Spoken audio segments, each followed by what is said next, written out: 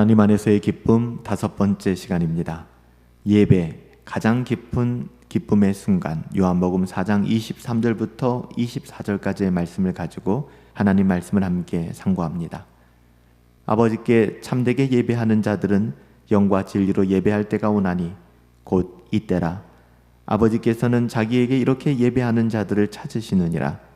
하나님은 영이시니 예배하는 자가 영과 진리로 예배할지니라. 아멘. 예배는 의무가 아니죠. 우린 종종 예배를 해야 하는 일로 받아들이곤 합니다. 주일 아침이면 신자라면 당연히 마땅히 가야 하는 곳, 가야만 하는 곳, 의무감이죠. 하나님을 존중하는 최소의 표현으로 여기기도 합니다.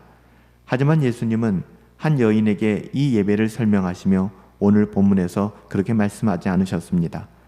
예수님께서는 예배를 영과 진리로 드리는 내면의 진실한 반응, 하나님의 자기 계시 앞에서 터져나오는 영혼의 기쁨으로 말씀하셨어요. 기쁨 없는 예배는 하나님이 원하시는 예배가 아닙니다. 기쁨이 없는 예배는 하나님이 찾으시는 예배도 아니죠. 왜냐하면 참된 예배라면 하나님 안에서 만족을 누리는 일이기 때문에 그 만족은 당연히 기쁨을 발생시킬 수밖에 없는 거예요. 예배는 하나님을 기뻐함으로 하나님을 영화롭게 하는 것입니다. 그래서 예배, 가장 깊은 기쁨의 순간이다 라고 말씀드린 거예요. 하나님은 이런 예배자를 찾으십니다. 아버지께서는 자기에게 이렇게 예배하는 자를 찾으시느니라. 하나님은 단순히 많은 예배자를 찾으시는 분이 아니십니다. 많은 예배자를 원하시는 것도 아니에요. 그분은 어떤 종류의 예배자, 어떤 태도로 예배하는 사람을 찾고 계신다고 합니까? 영과 진리로 예배하는 사람.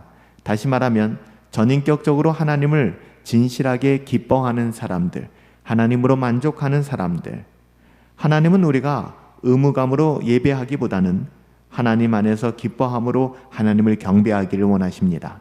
왜냐하면 하나님은 하나님 자신이 가장 영원롭게 되는 방식으로 예배받기를 원하시기 때문에 그래요.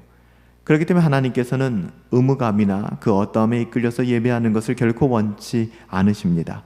하나님 안에서 기뻐함으로, 하나님으로 만족함으로 하나님을 예배하기를 원하시죠. 예배는 하나님 안에서 만족을 누리는 행위입니다. 진정한 예배는 영혼이 하나님으로 인하여 만족할 때 발생하는 거예요. 여러분, 그래요. 진정한 예배, 우리 예배의 진정성이 부여되기 위해서는 우리가 하나님으로 인하여 만족할 때, 우리가 하나님으로 인하여 만족하지 않는다면 우리는 참된 예배자로 하나님을 예배할 수 없게 될 것입니다. 예배는 단지 진리를 아는 것이 아니라 그 진리 안에서 즐거워하는 것입니다. 예수님은 사마리아 여인에게 하신 말씀을 통하여 단지 예배의 형식에 집중해서 이야기하신 것이 아닙니다. 그녀의 목마름, 채워지지 않은 삶의 공허함을 충분히 드러내신 후에 참된 예배로 초청하셨습니다. 여러분, 우리를 예배로 초청하는 과정도 마찬가지입니다. 그녀는 그 예배를 통하여 참된 만족을 누렸습니다. 그리고 기쁨으로 하나님을 찬양했습니다.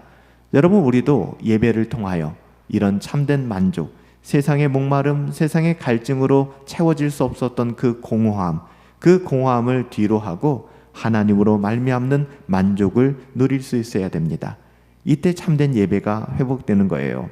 예배는 바로 그 목마른 영혼이 생수 되신 하나님 안에서 만족을 누리는 자리입니다. 그 만족이 터져나올 때 우리는 고립되거나 숨지 않게 될 것입니다. 그러나 하나님을 찬양하게 될 것입니다. 이 수가성 여인이 이 예배의 현장에서 물동이를 집어던지고 오히려 마을로 들어가 내가 주를 만났다라고 기쁨으로 선언하는 것과 똑같은 것이죠. 예배의 자리에서는 결코 스스로 고립되거나 스스로의 장벽을 치고 갇히는 일이 일어날 수가 없는 거예요. 하나님으로 말미암아 만족하고 참된 기쁨이 우리를 장악하기 때문에 그렇죠. 시편 100편에서도 이렇게 노래합니다. 온 땅이여 여호와께 즐거이 부를지어다. 감사함으로 그 문에 들어가며 찬송함으로 그 궁정에 들어가서 그에게 감사하며 그의 이름을 송축할지어다. 여기서도 예배는 단지 그냥 들어가는 의미가 아니라 기쁨으로 가득 찬 축제를 의미하고 있습니다. 그 모습을 보여주고 있잖아요. 기쁨 없는 예배, 여러분, 이것은 모순입니다. 기쁨 없는 예배는 사랑 없는 결혼식, 존경 없는 찬사, 감동 없는 선물, 똑같은 이야기입니다. 형식은 있지만, 껍데기는 있지만 모양은 있지만 그 안에 내용이 없고 생명이 없다면 여러분 무슨 의미가 있겠습니까? 하나님은 우리에게 마음이 없는 찬양보다 조용하더라도 진심으로 우러나는 한마디의 감사, 기쁨의 눈물, 여러분 이것을 더 귀하게 받으십니다. 수많은 그 어떠함으로 하나님을 기쁘게 할 수 없어요. 여러분 우리의 그 어떠함으로 한치라도 하나님의 영광을 확장시킬 수 있습니까? 아니에요.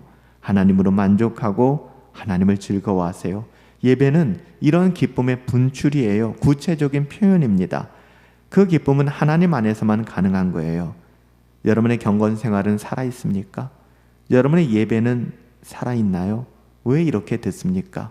우리가 왜 무너졌나요? 어디서부터 무너졌나요? 여러분 이 지점을 발견하고 다시 돌아가 회복하는 것은 너무너무 중요합니다. 경건회와 예배를 대하는 여러분의 마음은 어떻습니까? 기계적으로 의무감으로 행동하고 있지는 않나요? 하나님을 향한 기쁨이 여러분 속에서 터져 나오고 있습니까? 예수님은 오늘도 그런 경건을 추구하는 사람들, 예배자들을 찾고 계십니다.